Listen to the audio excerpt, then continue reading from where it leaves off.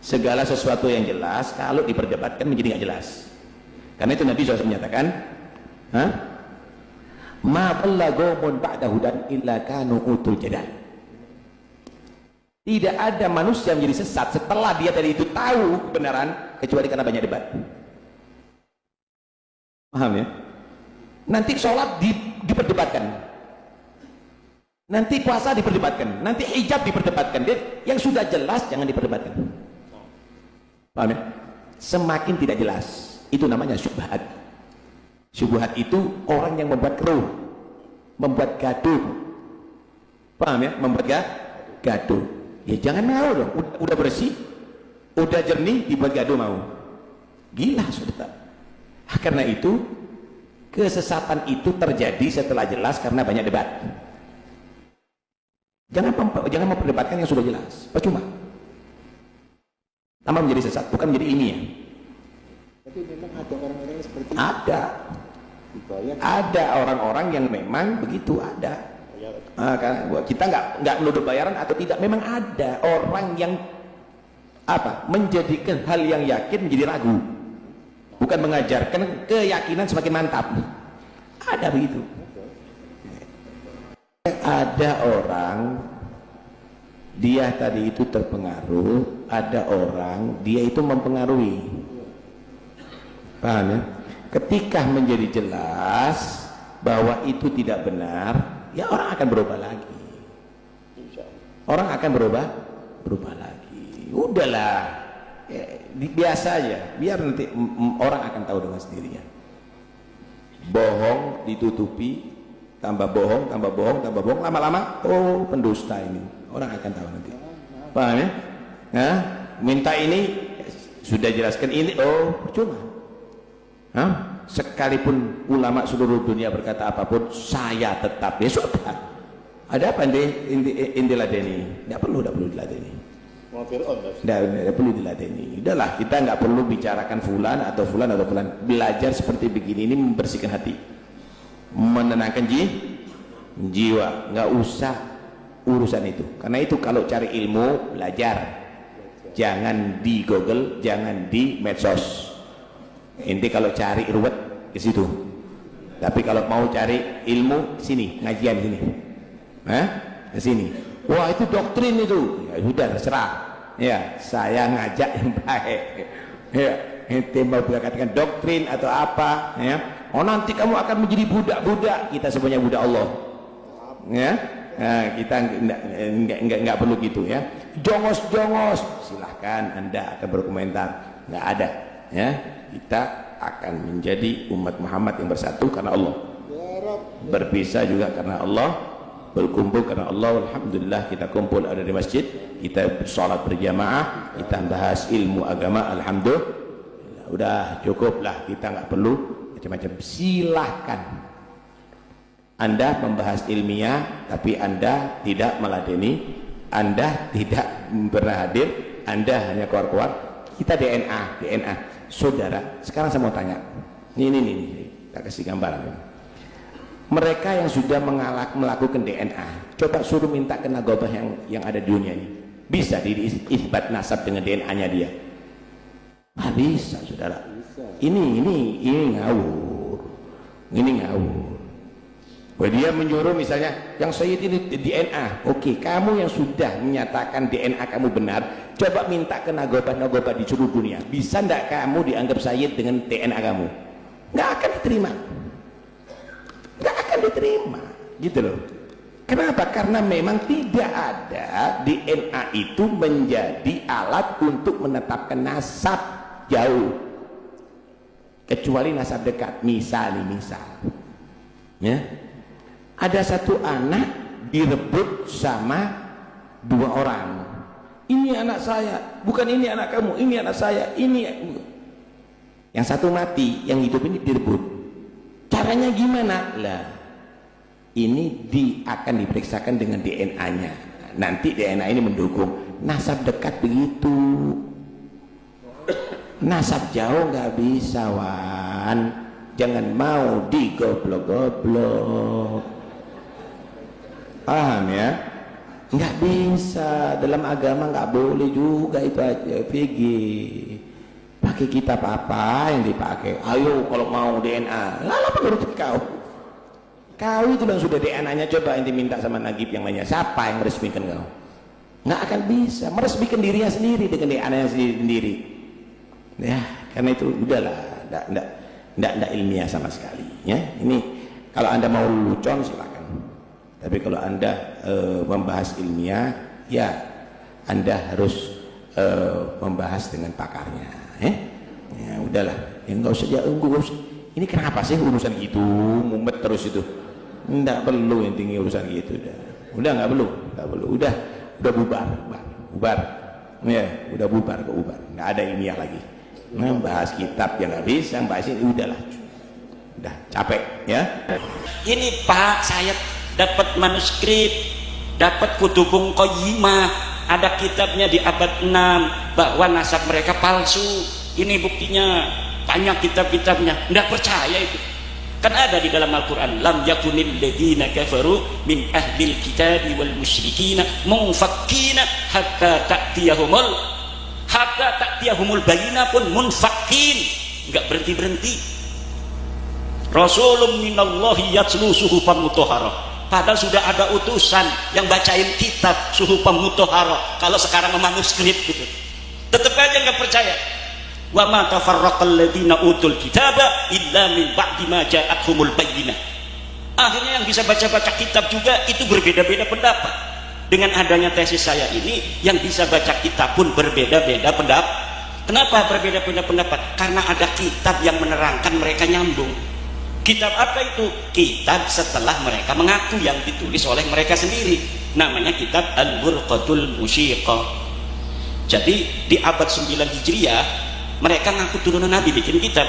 Saya nama Ali, bapak saya bin Abu Bakar bin Abdurrahman bin Muhammad Maulad Jawilah bin Ali Sahibid Dara bin Alwi bin Al-Ghayur bin Faqih Muqaddam bin Ali bin Muhammad Sahib Birbat bin Ali Qoli Qosam bin Alwi bin Muhammad bin Alwi bin Ubaid ini kemudian disambungin kepada keluarga Nabi, katanya bin Ahmad bin Isa. Luhur mereka namanya Ubaidnya Ubaid bin Isa saja, nggak ada Ahmadnya. Luhur mereka itu Ubaid bin Isa bin Alwi. Ada yang mirip, Ahmad bin Isa, Alwinya ditaruh di belakang. Jadi Alwi bin Ubaid bin Ahmad bin Isa bin Muhammad An-Nakib, kemudian bin Ali Al-Uraidi bin Ja'far Shadiq bin Muhammad Al-Baqir bin Ali Zainal Abidin bin Husain bin Fatimah binti Nabi Muhammad. Ini silsilah mardudun la yuqbalu, silsilah yang ditolak, tidak bisa diterima. Kenapa ini silsilah kabib-kabib kepada Nabi ditolak, tidak bisa diterima? Karena silsilah yang ada di kitab mereka itu namanya khobar, berita itu mahtamala sidqa wal kadhibah, sesuatu yang mungkin saja benar, mungkin saja salah. Kalau misalnya berita itu wafaqal haqqa fahada yuqbalu, kalau berita itu sesuai dengan kebenaran kenyataan, maka ini diterima. Ada berita ma khalafal haqqa fahada yuraddu, berita yang tidak sesuai dengan kebenaran, ini harus ditolak. Ada lagi ma la yu'rafu muwafaqatuhu wa la mukhalafatuhu al-haqqa hada yutawaqqafu, ada berita yang tidak bisa diverifikasi kebenaran dan kesalahannya, maka ini harus ditangguhkan. Kalau nasab Alwi masuknya ini bukan dia la yu'rafu muwafaqatuhu wa la mukhalafatuhu, masuknya sudah ma khalafal haqqa, sesuatu yang bertentangan dengan kenyataan, sesuatu yang bertentangan dengan kebenaran. Kata ulama, berita yang ma khalafal haqqa hada yuraddu, ini harus ditolak. Bertentangan dengan kebenaran dari mana? Bertentangan dengan 4 kebenaran. Kebenaran pertama, nasab Alwi bertentangan dengan kebenaran kesimpulan ilmiah kajian pustaka kitab-kitab nasab dari abad ke-4 sampai abad 9, bertentangan semua. Kan ini Ahmad bin Isa yang cangkok ini adanya di abad ke-4 Hijriah. Adanya di abad 4 Hijriah. Ia hidup abad ke-3, meninggal abad ke-4. Maka untuk memverifikasinya kita ambil kitab abad ke-3 dan abad ke-4. Kitabnya ada. Kitab sejarah-sejarah Ahmad bin Isa, anaknya berapa ada. Abad ke-3, ke-4, ke-5, ke-6, ke-7, ke-8, ke-9. Saya kumpulkan semua dalam teori sejarah namanya heuristik. Apabila kita ingin meneliti sebuah peristiwa sejarah, maka harus kita lakukan pertama itu heuristik, mengumpulkan seluruh bahan-bahan sumber-sumber sejarah yang berkaitan dengan peristiwa sejarah itu. Karena mereka mengaku di abad 9 Hijriah, namanya Ali As-Sakron. Yang diaku di abad ke-3 dan ke-4, maka kita cari kitab-kitab dari mulai abad 9 ke bawah sampai abad ke-3 dan ke-4. Saya menemukan kitabnya, ada dalam kitab Nasab Siri Silsilatul Alawiyah, kemudian kitab Tahdibul Ansab, kemudian kitab Al-Majdi, kemudian kitab Muntaqilatut Talibiyah, kemudian kitab Asy-Syajarah Al-Mubarakah, kemudian kitab Al-Asili, kemudian kitab As-Sabatul Musal, kemudian kitab Ibnu Inabah, kemudian kitab An-Nabhah Al-Ambariyah. Itu kitab-kitab nasab. Kemudian kitab-kitab sejarah, kita cari juga sejak abad ke-3 apakah sudah ada kitab sejarah yang ditulis. Di situ ada Sirah Ibnu Hisham, di situ ada kitab Tarikh Baghdad, ada yang di Yaman namanya Musallam Al-Lahaji di abad ke-5. Di Yaman juga ada Ibnu Samurah, namanya kitab Tabaqatu Fuqaha'il Yaman. Ada kitab Al-Janadi, ada kitab Al-Iqlil, ada kitab Al-Kamil fit Tarikh dan lain sebagainya. Semuanya saya baca, saya cari. Ini seorang namanya Ubaid yang ngaku anak Ahmad bin Isa. Apa bener dia anaknya Ahmad bin Isa? Boro-boro menemukan dia anaknya Ahmad bin Isa, uang-uangnya bae laka, uangnya orono, sosoknya ini tidak ada. Bagaimana bisa menemukan kesimpulan sosoknya tidak ada? Karena dia mengaku adanya di Yaman pada abad ke-4. Kalau ngakunya di Yaman abad ke-4, abad ke-4, kelimanya sudah ada kitab yang menerangkan tentang fuqaha Yaman, namanya Ibnu Samurah Al-Ja'di.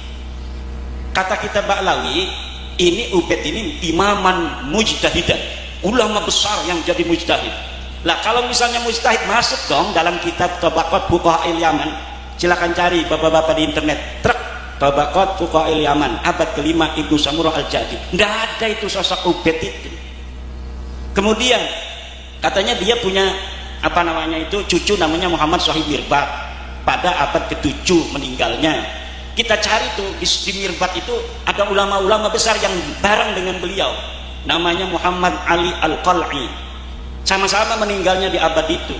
Kita ambil kitab sejarah yang menerangkan Mirbat, kita dapat kitab Al-Iqlil yang menerangkan ulama-ulama di Mirbat, kita dapat kitab As-Suluk fi Tabaqatil Ulama'i wal Muluk yang nerangin ulama-ulama di Mirbat. Yang lain disebutin, Muhammad Shahib Mirbat ini tidak disebutin.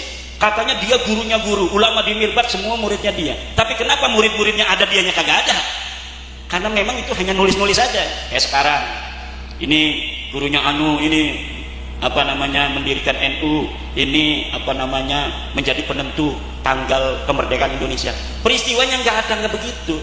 Pak Anhar Gonggong mengenai bagaimana Soekarno benar malam-malam itu ke rumah Habib sebelum membacakan proklamasi, yang nggak ada. Bagaimana dia ada di rumah Habib, orang dianya habis dari Rengas Dengklok kemudian langsung persiapan membacakan teks proklamasi sampai jam 6, sampai dia nggak puasa karena sakit. Ada beritanya, sejarahnya ditulis, dia sampai pagi nggak bisa tidur, salah lagi, dibuang lagi, salah lagi, ditemenin oleh orang banyak, dan tidak ada peristiwa dia ke rumah Habib minta doa, minta restu untuk membacakan teks proklamasi. Tapi kan sekarang ditulis, banyak juga akhirnya yang percaya, dibikin juga YouTube-nya. Apalagi kalau yang ngomong orang besar, yang ngomong orang gede, ulama besar, waliullah, ya orang banyak percaya. Tapi qad tabayyana rusdu minal ghai, telah jelas yang baik dan yang buruk, telah jelas sekarang mana yang benar, mana yang salah. Nasab mereka tidak terverifikasi, nasab mereka bertentangan dengan kebenaran kitab-kitab nasab. Yang kedua, nasab mereka bertentangan dengan kebenaran tes DNA. Ini yang sulit dibuangkan ini, qot'i ini. Kalau tes DNA itu qot'i. Kalau kita datang ke dokter, Pak dokter, darah saya periksa, golongan darah saya apa? Ada yang O, ada yang A, ada yang B, ya kan? Ada yang AB. Itu ya karena mesin yang ngitung. Kita sampelnya diambil, taruh mesin, seret. Oh, ini golongan darah O. Begitu juga tentang tes DNA. Diambil sampelnya, bisa dari rambut, bisa dari darah, bisa dari ludah. Nah, ludah ini sekarang ada dengan cara ludah, tidak menyakiti kan. Kalau ludah tinggal begini, bisa disampel di mesin, kemudian kelihatan. Oh, ini Kiai Nur Khalis dulu leluhurnya adanya di Jawa Tengah sampai leluhur ke 50. Nah, leluhur yang ke 51 ini adanya di Pakistan sampai leluhur yang ke 60. Leluhur yang ke 61 adanya di Mesir. Itu sebenarnya bisa kebaca, Pak, zaman sekarang ini. Dan mereka ini sudah tes DNA. Tes DNA-nya hasilnya mereka bukan keturunan Nabi. Dari haplogroup ada haplotype, ada haplogroup. Haplogroup itu dari Nabi Adam kemudian punya anak. Itu masih satu paling kan. Nanti kalau punya keturunan lebih banyak ada mutasi genetik. Nanti ada B, C, D. Nanti kalau mutasi lagi keturunan Nabi Hud, Nabi Daud, Nabi Anu berbeda misalnya. Nah, ini sudah ada G sampai sekarang ini belum berubah. Dia bukan turunan Nabi Ibrahim. Dia bersaudara di Nabi Nuh. Dia ini saudara di Nabi Nuh. Nanti Nabi Nuh punya keturunan. Ini haplogrupnya bermutasi dari IJK menjadi J1. Dari J1 sampai sekarang belum bermutasi Nabi Ibrahim. Nabi Ibrahim yang J1 sampai sekarang keturunan garis lakinya sama semua haplogrupnya. Jadi kalau keturunan Nabi Ibrahim itu garis laki-laki, dari sekarang ini sampai Nabi Ibrahim, itu DNA-nya semuanya sama dengan Nabi Ibrahim. J1 merek haplogrupnya. Nabi Muhammad itu garis lurus lanangnya laki-laki kepada Nabi Ibrahim. Nah, setelah seluruh para sarif-sarif sayyid turunan Nabi yang ada di Timur Tengah itu dari berbagai klan itu diuji, banyak yang lulus. Ribuan marga lulus jadi keluarga Nabi. Beberapa keluarga enggak lulus. Yang enggak lulus ini termasuk Ba'alwi, karena haplogrupnya Ba'alwi Kabib-Kabib ini bukan J1 tapi G. Mana G itu? Bukan orang Arab, bukan turunan Nabi Ibrahim, tapi orang Kaukasus yang ada di Asia Tengah. Itu negeri di mana dulu Ya'juj Ma'juj jadi situ. Enggak percaya ini Kiai Nur Khalis, Masya Allahnya enggak percaya ini. Lihat YouTube. Karena sebelum isu nasab masalah Ba'alwi ini booming, itu ada juga isu nasab tentang Yahudi Khazar. Yahudi Khazar itu haplogrupnya G kebanyakan. Itu sebelum booming masalah nasab Ba'alwi, itu dunia digegerkan oleh terbongkarnya nasab Yahudi Israel. Ternyata Yahudi Israel yang selama ini mengaku turunan Nabi Ibrahim, dengan ada tes DNA ini terbongkar bahwa Yahudi Israel bukan turunan Nabi Ibrahim tapi turunan Yahudi Khazar. Eta masalah nama sudah terbukti tahun 2010-an. Itu orang-orang Yahudi yang sekarang ngaku dia ada di Palestina ini sebagai keturunan Ibrahim. Saya kembali ke tanah Palestina karena Palestina ini adalah tanah kami, tanah leluhur kami, Nabi Ibrahim alaihissalam. Setelah dites DNA, itu orang-orang Israel, DNA-nya G. Karena dia keturunan Yahudi Khazar, turunan Yahudi yang bukan turunan Nabi Ibrahim. Asalnya dari kerajaan Kaukasia Khazaria yang sekarang itu Tajikistan, Turkmenistan, sekitaran itu, Turki segala macam itu kebanyakan haplogrupnya G. Dihancurkan nanti karena jahat itu orang. Dia bukan orang situ, dia orang nomaden. Yahudi Khazar itu dulu sebelum masuk Yahudi orang nomaden Khazaria. Kemudian dia mencaplok daerah itu, daerah Kaukasus. Kemudian dia dirikan kerajaan. Kemudian dia ketika Bizantium perang dengan Arab, dengan Islam, dia takut. Akhirnya dia masuk Yahudi. Kalau dia Kristen takut diserang Islam. Kalau dia Kristen takut diserang Islam. Kalau dia Islam takut diserang Bizantium. Maka caranya yang aman dia masuk Yahudi Spardi. Kalau Yahudi asli itu adalah Yahudi Kan'aniyah, disebut sekarang Yahudi Mizrahi. Itu yang keturunan daripada Nabi Ibrahim dari Nabi Yakub alaihissalam. Nabi Yakub itu disebut Israel, anaknya 12. Kata mereka Yahudi Hazar, kami ini anak ke-13. Coba lihat di buku-buku sejarah, Yahudi keturunan 13 itu dulu dipercaya aja husnudzon.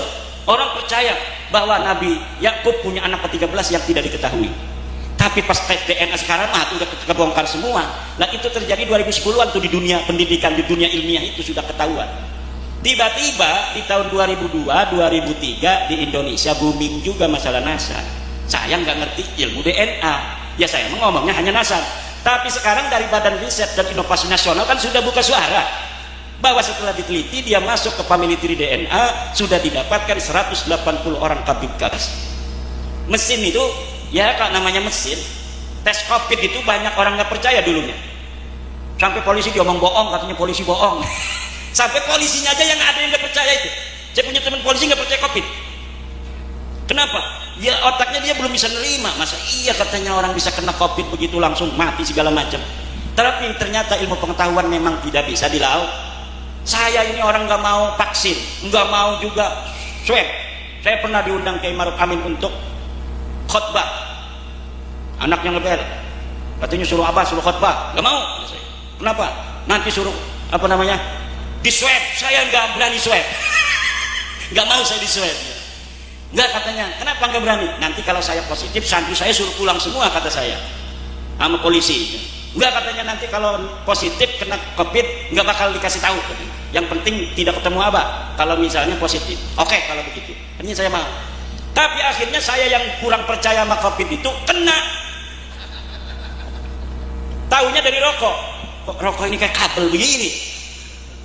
Saya lihat di YouTube ciri-ciri kena COVID. Jadi indera penciuman perasa ini hilang. Dan kalau ngerokok itu katanya nggak ada rasanya. Wah kayaknya kena saya nih. Betulan saya punya adik sarjana kesehatan. Dek punya nggak tes COVID? Ada kan katanya. Bawa. Bisa nggak di sini kita tes? Bisa. Tapi tolong nanti kalau positif jangan kasih tahu siapa-siapa. Karena nanti dipanggil bupati suruh di apa tuh namanya? Di karantina di hotel. Walaupun enak di karantina di hotel, nggak mau kita kayak ada orang di penjara begitu kan? Tolong jangan kasih tahu. Ya kan nggak apa-apa. Akhirnya pas di tes DNA kan dilihatin aja. Seret. Waduh positif kan. Waduh. Udah santri mau salaman, nggak mau. Saya nggak mau salaman sama santri. Kalau ada orang tua wali murid datang, saya nggak mau nemuin. Kalau santri saya tetap ngaji. Kenapa? Takut dia pulang karena santri itu kan masih gagah.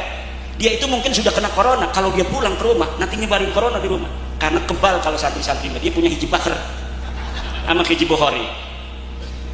Akhirnya semua orang percaya adanya COVID. Buktinya banyak kiai juga yang jadi korban syahid dalam corona. Ini ilmu pengetahuan Pak, kita serahkan pada ahlinya.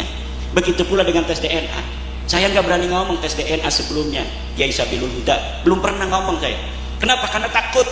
Karena kalau ditanya saya nggak ngerti. Tapi sekarang ahli DNA dari Badan Riset Indonesia sudah ngomong. Dia digaji negara loh. Bahwa saya telusuri di dalam family tree DNA dan situs-situs jasa DNA yang lain, para kabib-kabib Baklawi ini mustahil keturunan Nabi besar Muhammad sallallahu alaihi wasallam. Pakai bahasanya mutal, nasabnya ditolak, nasabnya adalah terputus. Tidak ada mustahil, nggak ada. Tapi tes DNA berani itu para pakar-pakar DNA karena mereka mah ilmu pengetahuan sains yang empiris yang dapat dibuktikan. Maka mereka berani ngomong bukan hanya batilun mardudun munqatiun, tapi mustahilun di annahum min abna'i Rasulillah Muhammadin sallallahu alaihi wasallam. Mustahil mereka itu cucu Nabi, anak turunan Kanjeng Nabi Muhammad sallallahu alaihi wasallam. Udah kalau apa namanya itu tes DNA pakarnya udah ngomong, sebenarnya udah selesai, tinggal mau nerima apa tidak. Waspada, zaman ini banyak begal motor, betul, banyak begal mobil, betul, ada juga begal partai, betul, ada lagi yang lebih gawat, begal nasab. Begal nasab. Oh bagaimana Habib begal nasab? Habaib yang asli dia bilang bohong. Dia yang bukan Habib ngaku Habib.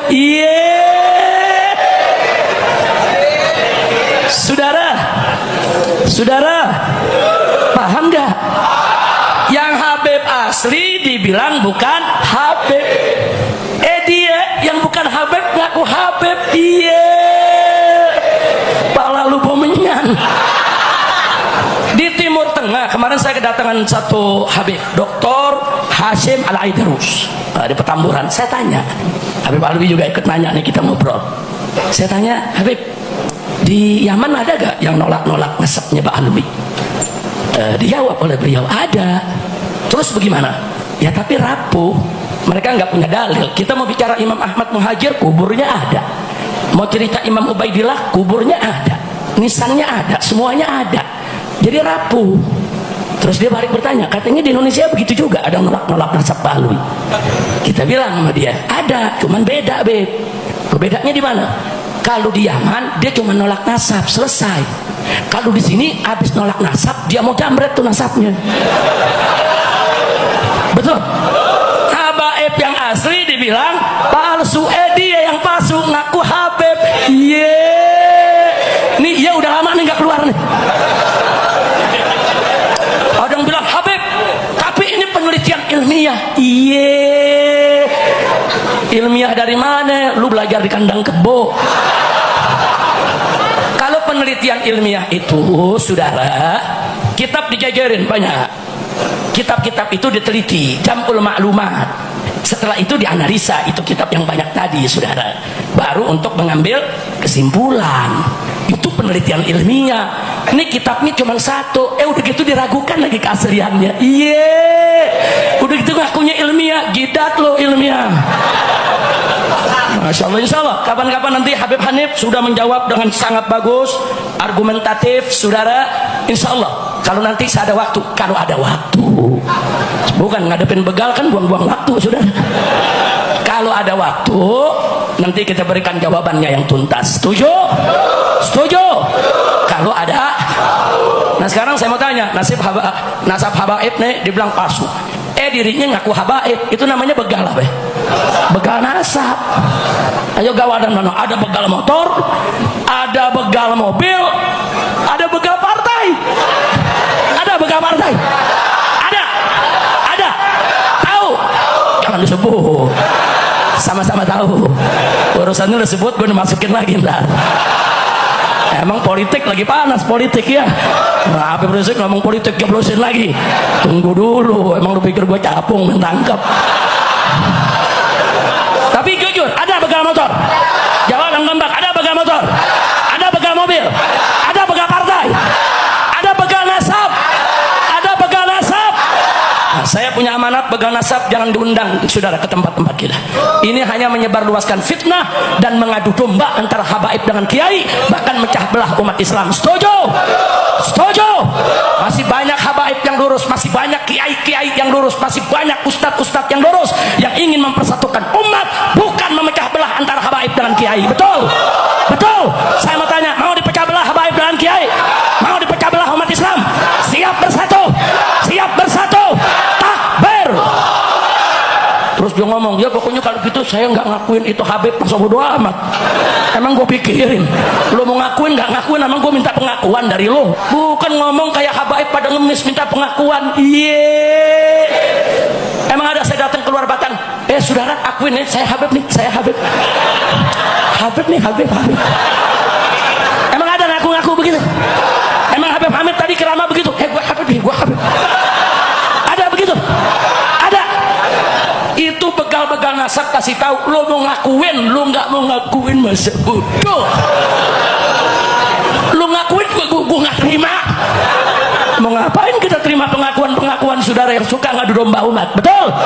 Betul? Betul? Nggak ada yang jawab, Habib, kenapa nggak dijawab ilmiah? Ya, kalau dia ilmiah kita jawab ilmiah. Kan kita bilang begal, begal jangan dijawab ilmiah, sontok saudara. Habib Kiai mau diadu domba, tuh belajarnya sama Belanda tuh begitu, politik divide et impera, betul? Maka saya mau tanya nih, sebelum saya tutup semua, mau diadu domba tidak? Mau dipecah belah tidak? Siap ikut habaib? Siap ikut kiai? Siap ikut ulama? Siap bersatu? Takbir! Takbir! Ini ada jawara-jawara nih. Lu jangan jadi yang siap-siap. Jawara-jawara saya mau tanya, siap ikut habaib?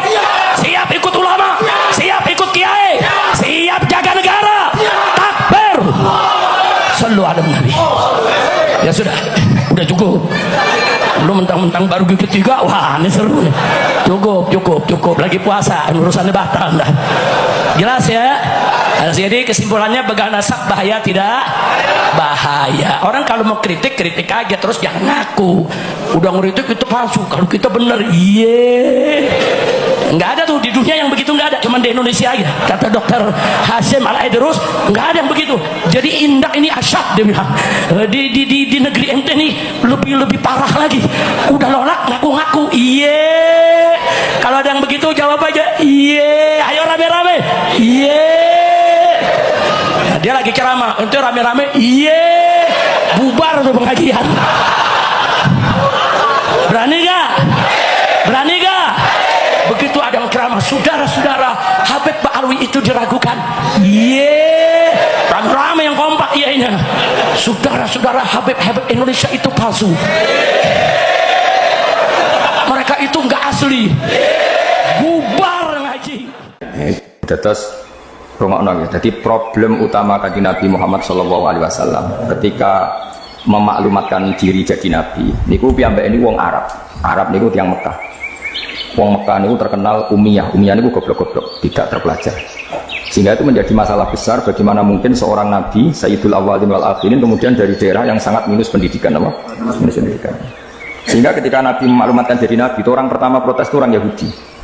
Makanya masyhur, andai kan Muhammad itu nabi dan ada nabi akhir zaman, pastilah kita. Kalau pikiran Yahudi pastilah kita, karena orang Yahudi kita tahu Yahuda bin Yakub bin Ishak bin Ibrahim. Meneng-meneng apa? Yahuda bin Yakub bin Ishak bin Ibrahim. Nah, Yahuda ini dulur barpe Nabi Yusuf, dulur barpe Nabi Yusuf.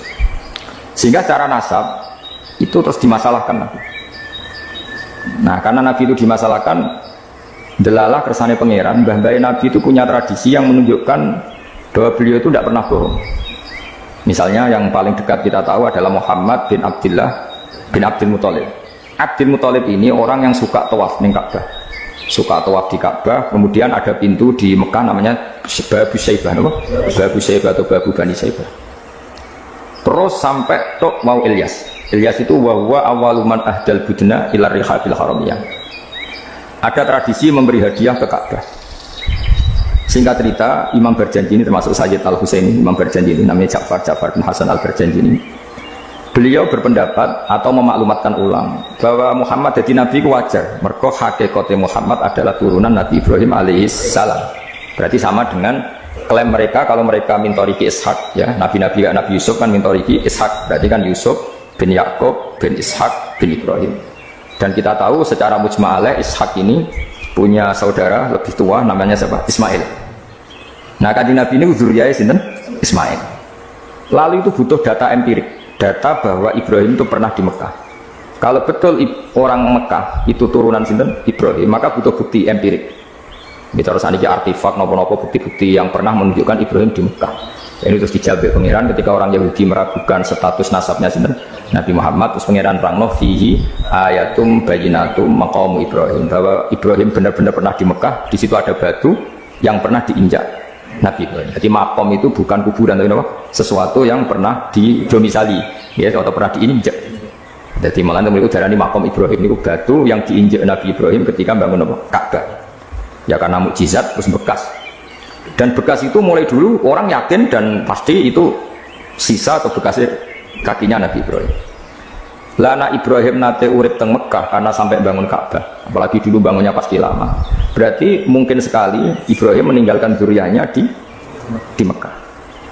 Makanya Quran terus cerita bahwa Ibrahim niku ngendikan ketika mau meninggalkan Mekah, inni askantu min zuriyati biwadin ghairi dzar'in inda baitikal muharram. Terus ada kepastian, makanya Quran ayat-ayat itu masih menjawab keraguan orang Yahudi bahwa Muhammad kenapa jadi nabi, dia itu anaknya siapa, turunannya siapa. Padahal di Taurat dan Injil jelas aturan nabi itu zuriyatam ba'duha min ba'd. Enggak boleh nabi turunannya Parlan itu tidak boleh, turunannya Karmen itu tidak boleh, ribet. Apa? Ribet. Nabi itu harus turunan nabi. Bukan karena Allah itu asobian, enggak. Masyarakat itu lebih ikhlas. Misalnya nabi, turunannya nabi, bayi nabi hormat kan enak, bapaknya soleh, bayi soleh, buyute soleh. Misalnya nabi sebagai Karmen katokan cekak kan juga bingung. Orang dihormati bapaknya nabi, dihormati katokan cekak main gabling, kan bingung. Jadi aturannya harus itu. Nah, kiai oleh kiai kan tidak maksum, derajatnya kan di bawah Pemenang Kiai Maklar apa oleh soalnya itu oleh. Ini masalah Nabi apa? Orang yang spesial. Itu harus bapaknya spesial, mbahnya spesial, duitnya spesial. Sehingga aturan jadi Nabi itu memang harus dzurriyatam ba'duhan. Kalau kiai boleh. Pemenang Maklar tambah boleh. Tapi kalau Nabi tidak boleh. Nah, aturan-aturan itu ada di Taurat dan Injil. Makanya yang pertama soal orang Yahudi, kalau Muhammad Nabi itu bapaknya siapa, mbahnya siapa. Dan Sayyid Barjanji ini, yang ngarang Barjanji itu kitab yang sangat ilmiah. Makanya kata Mbah Mun, meskipun ada sing tuduror, orang itu nggak boleh meninggalkan Barjanji, karena kitab madaih yang mamlu'ah bil ilmi itu Barjanji. Tapi yang isek itu sing tuduror, ya. Tapi yang tua itu Barjanji. Namanya alhamdulillah kita mbok piro kadar itu dibaca semua. Meskipun nggak paham semua, soalnya diwaca kabeh. Karena kita yang bisa menjawab tuduhan orang Yahudi Nabi anak Esopo itu kita berjanji. Jadi tahu betul kalau masalah utama Nabi adalah anaknya siapa, mbahnya siapa. Makanya beliau ngendikan wa ba'du fa'qulu wa Muhammad bin Abdullah. Logikanya gampang. Kalau orang modern saja tahu bapaknya siapa, mbahnya siapa, buyutnya siapa, itu artinya nggak ada yang fiktif. Ukuran sejarah fiktif itu ditandai dengan satu kuburan, dua artefak. Itu nggak mungkin nama-nama itu fiktif. Buktinya apa? Di Ka'bah mulai dulu zaman Quraisy ada Babu Bani Saibah. Babu Bani dan Abdul Muthalib namanya itu Saibah karena mulai kecil beruban. Jadi kata Saibah mulai kecil apa beruban. Karena perilakunya terpuji terus orang Mekah darah ini Saibatul Hamdi, apa? Saibatul Hamdi. Nah karena dia pernah melayani saudaranya Hashim namanya Muthalib. Ya kita tahu Muhammad bin Abdullah bin Abdul Muthalib bin Hashim. Nah Hashim ini punya saudara namanya Muthalib, no? Nah Abdul Muthalib kecil itu pernah derek Muthalib pamannya, ya. Abdul Muthalib kecil berarti Saibah ini apa? Pernah derek pamannya yang bernama Muthalib. Nah, Muthalib wong gaya pasti takoki wong iwa pam budakku. Nah, sehingga Saibah itu terus diceru Abdul Muthalib. Ya rodok sial sini. Jadi pamannya itu gaya kan ganteng, Saibah ini ganteng. Kalau jalan-jalan sama pamannya jenenge sinten Muthalib, niku diaku budake. Iki sapa? Abdi budak. Terus akhirnya jenenge Abdul Muthalib. Jadi wong Arab paham ya? Tapi namanya Syaibah, apa? Syaibat, makanya wasmuhu Syaibatul Hamd.